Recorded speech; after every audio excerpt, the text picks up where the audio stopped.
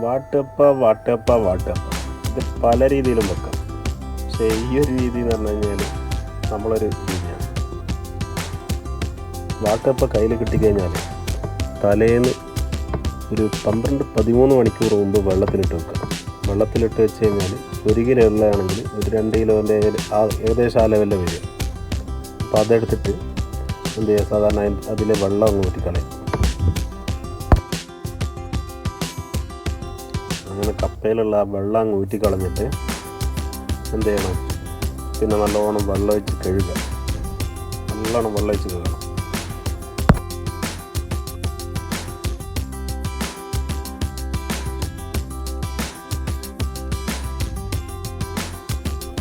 എന്നിട്ട് ആ വെള്ളമൊക്കെ മറച്ച് കളഞ്ഞ് നല്ലോണം കഴുകി നല്ല സെറ്റാക്കിയിട്ട് എന്ത് ചെയ്യണം, നല്ല വൃത്തിക്ക് കഴുകിയിട്ട് അടുപ്പത്ത് വെച്ച് സാധാരണ ചോറ് തിളപ്പിക്കുന്ന പോലെ കപ്പ സാധാരണ തിളപ്പിക്കില്ല, ഒരു കപ്പല്ല, അതുപോലെ വെള്ളം കുറച്ച് മേലെ വെച്ചിട്ട് തിളപ്പിക്കുക. നല്ലോണം തിളക്കട്ടെ. നല്ലോണം വെന്ത് വന്നു കഴിഞ്ഞാൽ എന്ത് ചെയ്യണം, ആ വെള്ളം എല്ലാം കൊണ്ടുപോയിട്ട് ഊറ്റിക്കളയും. ആ വെള്ളം ഊറ്റിയിട്ട് കപ്പ ഒരു സൈഡിലേക്ക് വെക്കുക. ഓക്കെ. പിന്നെ അതിൻ്റെ മസാല തയ്യാറാക്കുകയാണ്. ഉള്ളി, തക്കാളി, പിന്നെ എൻ്റെ അടുത്ത് കുറച്ച് ബീഫ് ഉണ്ടായിരുന്നു. ബീഫ് കുറച്ച് എല്ലോട് കൂടിയിട്ടുള്ള ബീഫ്, അത് പിന്നെ സാധാരണ ചെയ്യുന്ന പോലെ മിക്സിയിൽ പച്ചമുളക്, ഇഞ്ചി, വെളുത്തുള്ളി ഇതെല്ലാം കൂടെ നല്ല മിക്സാക്കി കഴിഞ്ഞിട്ട് തക്കാളി ഉള്ളിയൊക്കെ വാടിക്കഴിഞ്ഞാൽ ഇതിലേക്ക് കുറച്ച് ഇറച്ചി മസാല, കുറച്ച് കറുവപ്പട്ട, ഗ്രാമ്പു അതൊക്കെ ഇട്ടൊന്ന് സെറ്റാക്കി എടുക്കുക. നല്ല ഒന്ന് വഴക്കിയെടുക്കുക. കുറച്ച് ചില്ലി പൗഡർ ഇതൊക്കെ ഇട്ട് ഒന്ന് സെറ്റാക്കി എടുക്കുക. കുറച്ച് മഞ്ഞപ്പൊടിയില്ലേ, മഞ്ഞപ്പൊടിയും കൂടെ ഇടാം. നല്ല വൃത്തിക്ക് സെറ്റാക്കി എടുക്കുക. സെറ്റാക്കി എടുത്തതിന് ശേഷം പിന്നെ കുറച്ച് ഗരം മസാലയും ഒന്ന് ചെറുതായിട്ടൊന്ന് തൊടിച്ചെടുത്താൽ മതി. ഗരം മസാല ഒന്ന് കുറച്ചിട്ട് കൊടുക്കുക.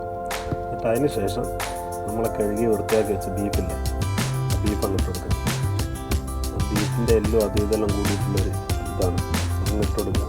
പിന്നെ നല്ല വേഗം കുറച്ച് വെയിറ്റ് ചെയ്യുക. നല്ലോണം വെന്ത് വരട്ടെ. നല്ലോണം ഒന്ന് മിക്സാക്കി സെറ്റാക്കി കൊടുക്കുക. ഇനി ഇതിലേക്ക് പച്ചമുളക്, ഇഞ്ചി, വെളുത്തുള്ളി ഇത് 3 അരച്ചിട്ടുള്ള നേരത്തെ അരച്ചില്ലേ, അതെടുത്ത് എല്ലാം കൂടെ കൊണ്ടുവന്ന് ഇതിനകത്തിട്ട് മിക്സാക്കുക. ഈ പാത്രത്തിട്ട് നല്ലോണം മിക്സാക്കി എടുക്കുക.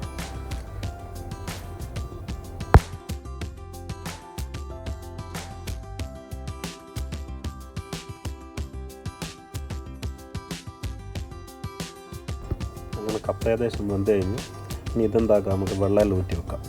ഇനി തേങ്ങാപ്പൊടി ഇതൊന്ന് വറുത്തിട്ട് ചെറുതായി വറുത്തിട്ട് നല്ലോണം ഒന്ന് അരച്ചിട്ട് ഇതിലേക്ക് ഇട്ട് കൊടുക്കുക. ഈ മസാലയ്ക്ക് എന്നിട്ട് ആ മസാലയിൽ നന്നായിട്ടൊന്ന് മിക്സാക്കി കൊടുക്കണം.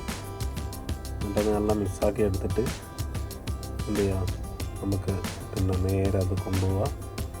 നേരെ കപ്പയിലേക്ക് കൊണ്ടുപോയിട്ട് എല്ലാം കൊണ്ടുപോവുക. എല്ലാം സെറ്റായി ഏകദേശം. ഇനി കപ്പയിലേക്ക് കൊണ്ടുപോയിട്ട് അങ്ങ് ഒഴിച്ച് കൊടുക്കുക. കപ്പ വെള്ളം ഊറ്റി സെറ്റാക്കി വെച്ചിരിക്കുക. അപ്പോൾ അതിലേക്ക് കൊണ്ടുപോയിട്ട് അങ്ങ് ഒഴിച്ച് കൊടുക്കുക, സെറ്റാക്കുക. എന്നിട്ടെല്ലാം കൂടെ ഒന്ന് കൂട്ടി ഒന്ന് മിക്സാക്കുക. നല്ല അടിപൊളിയായിട്ട് മിക്സാക്കുക. നല്ലോണം മിക്സാക്കുക. അങ്ങനെ മിക്സായി കഴിഞ്ഞാൽ എൻ്റെ ഇന്ന് റൂമിൽ ഒരാൾ ചോറൊക്കെ വെച്ച് പോയി. ഞാൻ ചോറ് വെക്കുമ്പോൾ ഞാൻ പറഞ്ഞു കുറച്ച് വെച്ചാൽ മതി. അയാൾ സാധാരണ ചോറൊക്കെ വെച്ച് മീനൊക്കെ പൊരിച്ച് വെച്ചു. ഏതായാലും മിക്കവാറും ആരും ചോറൊന്നും തിന്നലുണ്ടാവില്ല. ഈ കപ്പ തന്നെ അടിക്കലുണ്ടായിരുന്നു. അപ്പോൾ നല്ല അടിപൊളി ടേസ്റ്റാണ്. പിന്നെ ഒന്നും നോക്കിയില്ല, ചോറിന് മീനൊക്കെ പൊരിച്ച് വെച്ചിട്ടുണ്ട്. അപ്പോൾ അതിൽ നിന്നൊരു മീനും എടുത്ത് നല്ല പ്ലേറ്റിൽ വെച്ച് തെറ്റടി. എന്താ ടേസ്റ്റ്, പിടുത്തം പെട്ട ടേസ്റ്റ്.